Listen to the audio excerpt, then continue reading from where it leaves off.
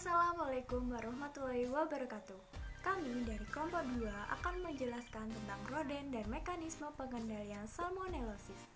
Salmonellosis adalah penyakit akibat infeksi dari bakteri salmonella pada saluran usus yang diakibatkan karena mengkonsumsi makanan atau minuman yang telah terkontaminasi. Salmonella adalah bakteri gram negatif dan termasuk famili Enterobacteriaceae dan merupakan bakteri patogenik enterik dan penyebab utama penyakit bawaan dari makanan.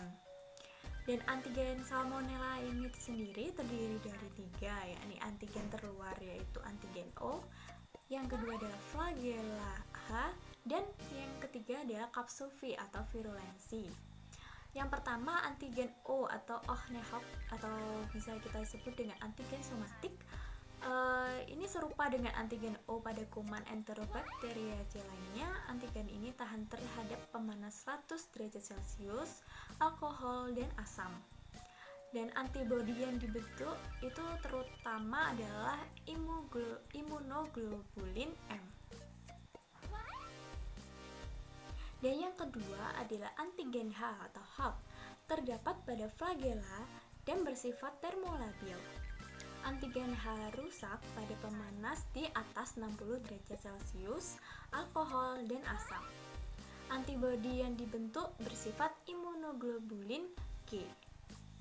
Yang terakhir adalah antigen V atau kapsul, merupakan polimer dari polisakarida yang bersifat asam, terdapat pada bagian paling luar badan kuman, dan antigen ini dapat rusak dengan pemanasan 60 derajat Celcius selama 1 jam, juga pada penambahan fenol dan asam. Kuman yang mempunyai antigen V ternyata lebih virulen, baik terhadap binatang maupun manusia. Antigen V ini juga menentukan kepekaan kuman terhadap bakteriofag. Salmonella ini sendiri terdapat lebih dari 2.500 serotype salmonella yang dapat menginfeksi manusia. Namun, serotype yang sering menjadi penyebab utama infeksi pada manusia adalah Salmonella paratipi A, Salmonella paratipi B, Salmonella paratipi C, Salmonella colerasius, dan Salmonella typhi. Spesies Salmonella dapat dibagi menjadi 2, yakni spesies tipoidal dan non-tipoidal. Bagi kelompok tipoidal bisa menyebabkan demam tifoid, dan untuk spesies non-tipoidal bisa menyebabkan diare. Dan spesies tipoidal ini sendiri adalah bakteri Salmonella typhi dan Salmonella paratipi dan bakteri Salmonella enteriditis. Selanjutnya di sini saya akan menjelaskan bagaimana transmisi dari penyakit salmonellosis. Seperti yang kita ketahui, penyakit salmonellosis ini disebabkan oleh adanya pencemaran bakteri salmonella. Nah, cara penularannya melalui muntahan, urin ataupun kotoran dari penderita salmonellosis yang secara pasif dibawa oleh lalat. Lalat-lalat tersebut akan mengontaminasi makanan ataupun minuman. Jika tidak dikelola dengan baik dan bersih, makanan dan minuman tersebut akan tetap mengandung bakteri salmonella, sehingga bakteri salmonella ini akan masuk bersamaan dengan makanan ke dalam mulut manusia. Setelah di dalam mulut, bakteri salmonella akan menuju ke lambung. Di dalam lambung, sebagian dari bakteri salmonella akan musnah akibat adanya asam lambung, dan sebagian lagi akan menuju ke usus halus, terutama pada ilium distal. Di dalam usus halus, bakteri salmonella ini akan menyebabkan perforasi. Setelah dari usus halus, bakteri salmonella akan menuju ke kelenjar getah bening dan peredaran darah dan ke seluruh tubuh manusia, terutama pada organ hati dan empedu. Nah, leukosit akan merespon dengan melepas zat pironogen. Zat pironogen ini akan beredar di dalam tubuh manusia. Sedangkan hipotalamus akan merespon dengan meningkatkan suhu tubuh manusia sehingga menyebabkan demam tifoid. Baik, untuk yang selanjutnya yaitu habitat dari bakteri salmonella. Sebagian besar bakteri Salmonella ini hidup sebagai parasit yang habitatnya yaitu berada di dalam saluran pencernaan, yaitu pada usus halus baik pada manusia maupun pada hewan.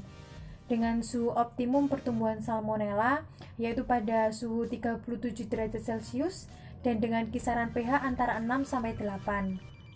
Jadi habitat dari bakteri Salmonella itu berada di dalam saluran pencernaan baik pada manusia maupun pada hewan. Sedangkan untuk makanan dan air ini merupakan media perantara penyebaran dari bakteri Salmonella itu sendiri. Sebagai contoh, bakteri Salmonella ini ada yang hidup atau tinggal di perairan pantai dan eustaria. Karena pada perairan pantai dan eustaria ini di dalamnya itu mengandung material-material organik yang berasal dari limbah domestik atau limbah industri, yang dimana material-material organik tersebut ini merupakan sumber nutrisi bagi bakteri Salmonella. Nah, dan berdasarkan pengamatan yang dilakukan oleh Steiniger dalam Grunet tahun 1975 menunjukkan bahwa bakteri Salmonella paratypiae ini masih dapat hidup di perairan laut yang mengandung kadar protein rendah, yaitu kisaran 60 mg per liter sampai 70 mg per liter. Yang selanjutnya adalah upaya pengendalian dari salmonellosis. Upaya pengendalian salmonellosis yang pertama, melakukan vaksinisasi agar tubuh terlindungi dari penularan salmonellosis. Vaksin yang dipakai adalah vaksin yang masih aktif seperti vaksin oral DY21A Vivotiberna, vaksin parenteral sel tubuh, vaksin polisakarida tipim V. adventis Pasteur Merneux. Yang kedua, melakukan sanitasi terhadap kandang, peralatan, dan juga lingkungan peternakan, serta fumigasi penetasan telur ayam. Yang ketiga, melakukan pencegahan pemasukan hewan terinfeksi atau carriers. Yang keempat, melakukan pemberantasan vektor seperti burung-burung liar, rodentia, dan juga serangga di sekitar peternakan. Yang kelima, mengadakan rotasi tempat pengembalaan, artinya pengembalaan tidak hanya di satu tempat. Yang keenam, hewan diberi pakan yang baik dan juga diberi vitamin B atau niacin. Yang ketujuh, mencuci bahan makanan dan juga alat-alat makanan dengan air yang mengalir dengan bersih. Yang kedelapan, memasak makanan dan juga air minum dengan matang. Yang kesembilan, menjaga kebersihan dengan mencuci tangan dengan sabun setelah melakukan kontak dengan hewan ataupun lingkungan dan juga kontak dengan pengidap. Nah, yang selanjutnya adalah upaya pencegahan dari penyakit salmonellosis di Provinsi Nangor Raja Darussalam. Penularan salmonella pada manusia dan hewan dapat terjadi melalui pakan, air minum, peralatan kandang, daging karkas, rumah potong hewan, dan penetasan telur. Di Indonesia telah diketahui bahwa ternak seperti kerbau, sapi, dan babi yang secara klinis sehat kenyataannya ada dan mengandung kuman salmonella. Nah, menurut Dinas Peternakan Provinsi Nangor Raja Darussalam melaporkan bahwa pada tahun 2005 salmonellosis terjadi di 5 kabupaten atau kota, yaitu di Kabupaten Aceh Besar, Aceh Utara, Aceh Tengah, Aceh Timur, dan Kota Banda Aceh. Pada tahun 2001, kejadian penyakit hanya terjadi di 2 kabupaten atau kota, yaitu dari Aceh Besar dan Aceh Timur. Oleh karena penyakit ini tergolong ke dalam foodborne disease, maka sangat sulit untuk menghambat dari penyebarannya ke daerah bebas lainnya. Program pencegahan terhadap penyakit ini dilakukan dengan cara vaksinasi di seluruh kabupaten dengan prioritas di daerah yang banyak dijumpai penyakit salmonellosis ini. Contohnya yaitu demam tifoid. Kemudian terhadap hewan yang sakit dilakukan pengobatan dan antibiotik. Potong paksa dilakukan apabila hewan tidak mungkin lagi disembuhkan dengan pemberian antibiotik tersebut.